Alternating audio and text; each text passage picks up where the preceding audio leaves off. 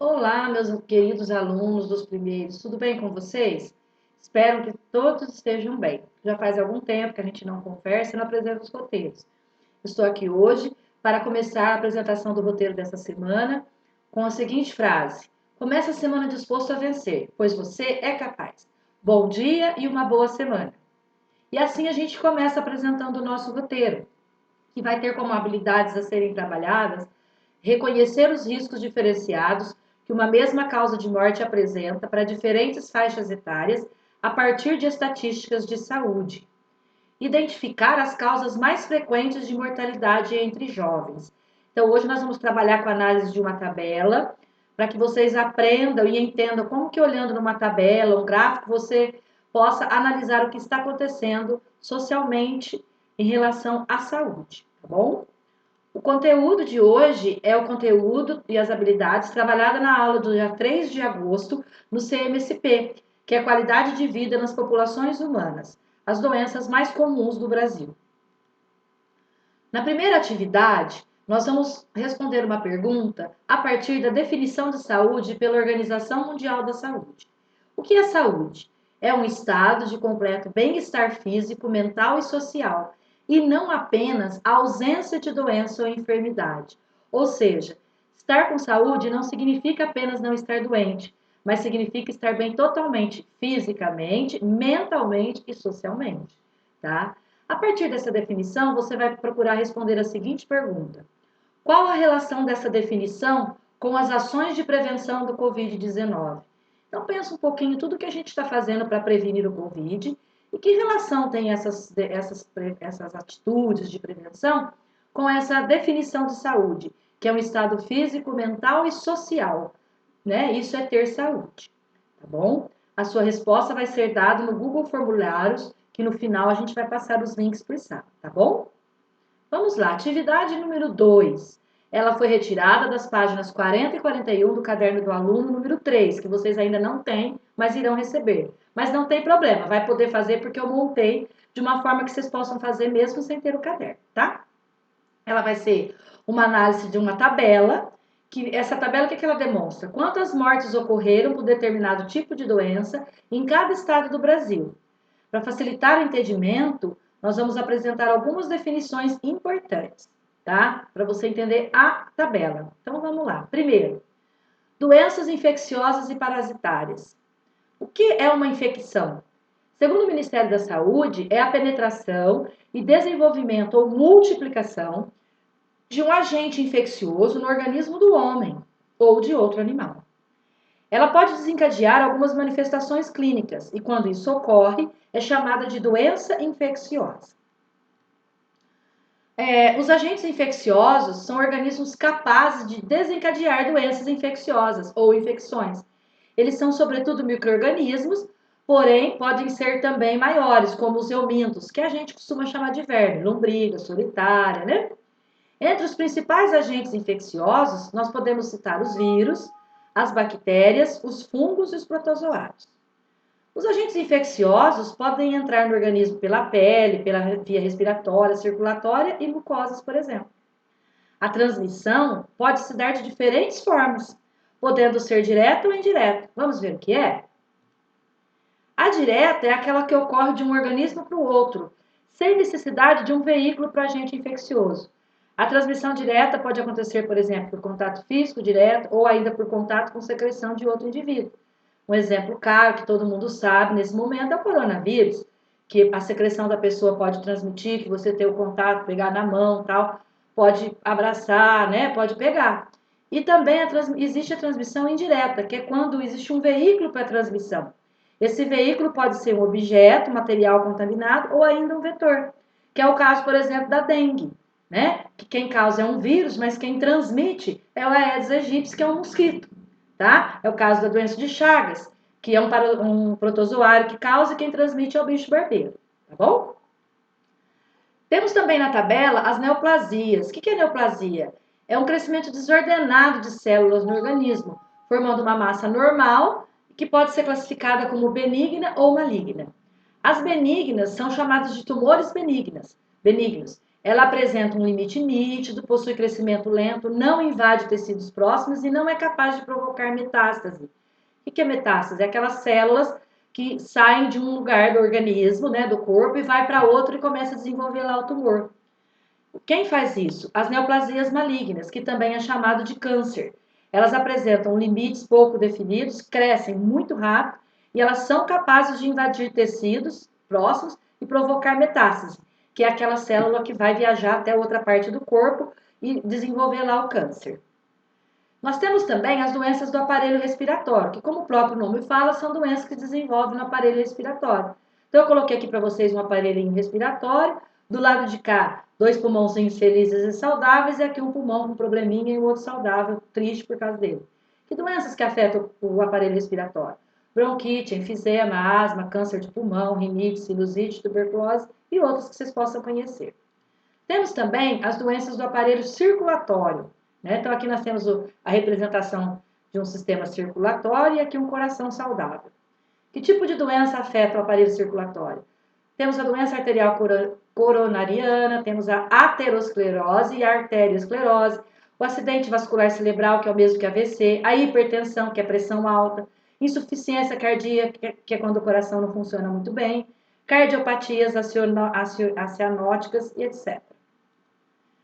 Temos as afecções originadas no período perinatal. Ui, o que é período perinatal, professora? É um intervalo que começa por volta da 20ª semana de vida intrauterina e se estende até o 20º dia pós-neonatal, que é depois que a criança nasceu. Nesse período, gente, a criança passa por profundas modificações em seu organismo, principalmente no momento do parto, devido à grande alteração do meio ambiente em que passará a viver. Vocês imaginam, ela está dentro da barriga da mãe, tranquilo, sossegado, naquele líquido e tal. De repente ela sai, tem que respirar o ar daqui de fora, tem que viver nesse clima diferente que estava lá dentro e assim por diante. Então são muitas mudanças para ela. E aí, as afecções originadas nesse período são aquelas doenças que o feto pode adquirir durante a semana de 28º de gestação até o 7º dia de vida fora do útero. A doença perinatal pertence a uma síndrome clínica multifatorial, ou seja, são várias coisas que pode desenvolver uma doença perinatal. Pode ser uma herança de uma doença vascular, pode ser a flora microbiana vaginal, o que é isso? Micro-organismos que estavam na vagina durante o parto, e pode ser o estado nutricional da criança, tanto dentro da mãe como na hora que sai para fora, se a mãe às vezes não está bem, para amamentar também pode acontecer. Algumas das afecções originadas no período pré-natal são toxoplasmose, catapora, sífilis, HIV, HPV e malária, que pode provocar alguma coisa na criança. Outras coisas que podem provocar a morte no Brasil é causas externas e demais causas definidas. As causas externas são as mortes envolvendo fatores como acidentes de trânsito, homicídios, suicídios, entre outros acidentes e crimes de violência. Quer dizer, são causas externas, não está dentro do indivíduo. Ele está lá vivendo, de repente acontece alguma coisa e ele morre, né? Os idosos, eles quase não são afetados por esse tipo de morte. Por quê? Porque eles vivem quietos lá, de forma pacífica, morrem por causas naturais, como doenças infecciosas, câncer ou falência, por velhice mesmo, né? Aí, nós temos a maior parte das mortes por causas externas, adivinha quem envolve? Os jovens entre 15 e 25 anos, principalmente os crimes de violência e as mortes por acidentes, como é o caso de acidente de trânsito. As taxas elevadas de mortalidade estão associadas à maior prevalência de fatores de risco específicos para cada tipo de causa externa. Os acidentes de trânsito, os homicídios, os suicídios respondem em conjunto por cerca de 2/3 dos óbitos por causas externas no Brasil, tá? Então, de cada 3 pessoas que morrem por causas externas no Brasil, é por conta de homicídio, suicídio, certo? Acidente de trânsito e assim por diante. Na atividade 2, a partir da tabela, que daqui a pouco eu vou explicar para vocês, que é a tabela que vai mostrar quantas pessoas morrem no Brasil, de acordo com o estado, de acordo com o problema ou a doença, em 2005, e do texto acima, quer dizer, o texto que eu acabei de explicar para vocês, você vai responder as questões que eu coloquei lá no Google Forms, de acordo com o link da sua sala, que vai ser passado no final do roteiro, tá bom? Aqui está a tabela, então eu vou explicar para você entender. Gostaria de lembrar o seguinte, essa tabela, ela só está aqui na nossa videoaula, ela não está no roteiro de vocês, e ela não está em outro lugar. Então, para você responder as perguntas da atividade 2, você precisa analisar essa tabela, tá? E utilizar os dados dela, tá bom? Vamos explicar para vocês. Então, por exemplo, ó, você tem aqui essa tabela primeiro. Ela foi feita em 2005 com os número de óbitos, que são as mortes, de acordo com a faixa etária entre 10 e 19 anos. Então, no Brasil, só que aí foi dividido por estados. Então, por exemplo, ó, em São Paulo, neste ano de 2005, morreram 122 jovens entre 10 e 19 anos por doenças infecciosas e parasitárias. 359 de câncer, 128 de doenças de aparelho circulatório, 165 de doenças do aparelho respiratório, apenas um de afecções originadas no período pré-natal e a causas externas 3.058 jovens. Outras causas que mataram esses jovens foram 478 pessoas que morreram por outras causas. No total, 4.311 jovens. Tá? E assim por diante, cada estado a quantidade. Observem bem, gente. A maioria dos estados, os jovens morrem mais do que por causas externas, tá? Por isso esse nosso assunto ser tão importante nessa atividade. Aí, dando continuidade, nós vamos para a atividade 3, que vai falar sobre o consumo de álcool, que é um caso de saúde individual e coletiva. A Pesquisa Nacional de Saúde Escolar, PENSE, realizada em 2015, essa é mais recente, entre outras questões, levantou dados sobre o consumo de bebida alcoólica entre estudantes do 9º ano do ensino fundamental, ou seja, vocês do ano passado. Por meio dessa pesquisa, foi verificado que 24,9% dos estudantes do estado de São Paulo consumiram bebida alcoólica nos últimos 30 dias antes da pesquisa, número semelhante à média brasileira, ou seja, do total de pessoas no Brasil que bebe, né, que consome bebida alcoólica. Para estudar sobre causas e consequências relacionadas ao consumo de álcool, resolva as questões apresentadas a seguir. Primeiro, quais são os fatores que contribuem para que um adolescente consuma bebida alcoólica? Indique consequências que podem ocorrer a partir desse consumo, considerando as relações com família, amigos, namorados e também comportamentos de risco. São duas perguntas em uma, hein? A primeira, o que é que faz um adolescente consumir a bebida alcoólica? E a partir do momento que ele consome, quais as consequências que pode acontecer dele estar bebendo? A número 2. Quais os impactos físicos e psicológicos que o consumo de álcool pode provocar no organismo de um adolescente? Então, você vai pensar aí. Se vocês quiserem pesquisar isso, tudo bem, mas se quiserem responder por si mesmo, vai ficar legal também, tá bom? Aí, nós vamos para o próximo item, fatores de proteção e fatores de risco. Os fatores de proteção são aqueles que nos protegem de situações que poderão nos agredir de maneira física, psíquica ou social, garantindo dessa forma um desenvolvimento saudável, ou seja, eles vão nos proteger dessas situações. Quais os exemplos que nós temos aqui? Ter com quem conversar sobre os sentimentos, sobre o que podemos e o que não podemos consumir, ter acesso aos serviços e ações de saúde, frequentar espaços de lazer e cultura, participar das atividades educativas na escola ou fora dela, praticar atividades físicas, entre outros. Quais os fatores de proteção e de risco? Quais os de risco? Nós falamos de proteção, né? São aquelas situações que nos levam a assumir comportamentos de risco, ou seja, que podem nos agredir física, psíquica ou socialmente, aumentando a probabilidade de impactos negativos sobre nossa saúde. São fatores de risco, por exemplo, proximidade de rede de distribuição de drogas, vivência de exclusão nas relações escolares, entre outros. Esse texto ele foi adaptado do fascículo Adolescentes e Jovens para a Educação entre Pares, do Projeto de Saúde e Proteção nas Escolas, acessado em 8 de 5 de 2019. Dá uma lidinha nesse fascículo, vocês vão gostar. Aí, o que vocês vão fazer?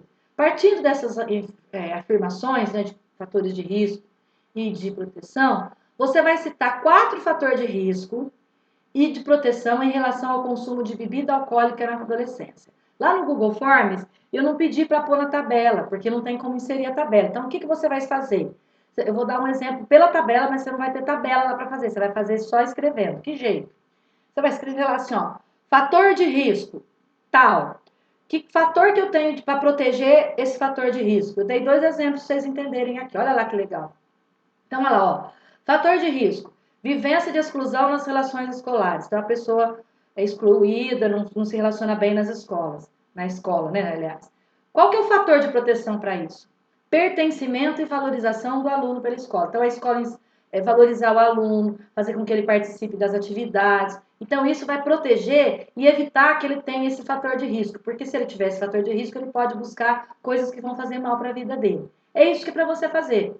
Você vai falar o fator de risco que leva um adolescente ao consumir bebida alcoólica e o que pode evitar ele fazer isso. Tá bom? Deu para entender? Espero que sim. Qualquer coisa é só me procurar no Zap particular. Estou sempre à disposição. Aí, finalizando o nosso roteiro, quais serão os instrumentos para a verificação da aprendizagem?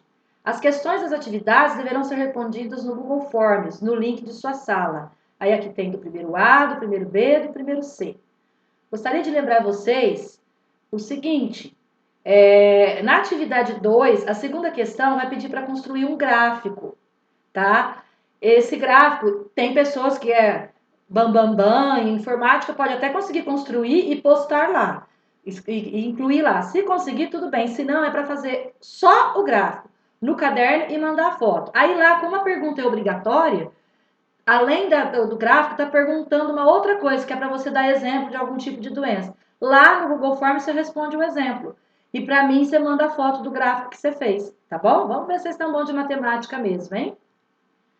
Aí, onde você vai procurar sugestões ou o que você quiser saber sobre o assunto? A aula do CMSP do dia 3/8, que eu inseri no Google Forms para vocês assistirem.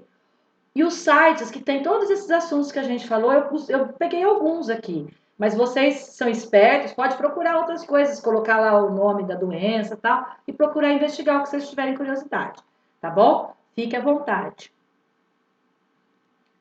Finalizando, que na sua semana não exista doença, não exista tristeza, susto e raiva, e que seus dias sejam preenchidos por amor, por carinho, alegria e gentileza, tá bom? Uma boa semana, boa atividade, estou aguardando as suas respostas. Beijos, até mais!